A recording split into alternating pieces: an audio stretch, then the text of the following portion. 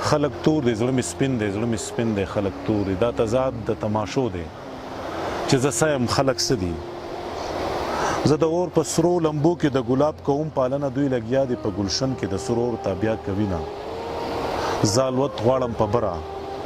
دوی د ځمکې تل ته درومي زه خبرې کوم شکرې دوی د زهرو ډک ماران دي زه قایل د ازادۍ یم دوی قیدیان د یو قفس دي زه باغي د رواجونو دوی په دغه خول کې گیر دي زه د خپلې مرزۍ خان یم دوی د بل د خولې سړي دي زه د مینې کروندګر یم دوی نفرت کوي په ځمکه زه مطرب د سوز و ساز یم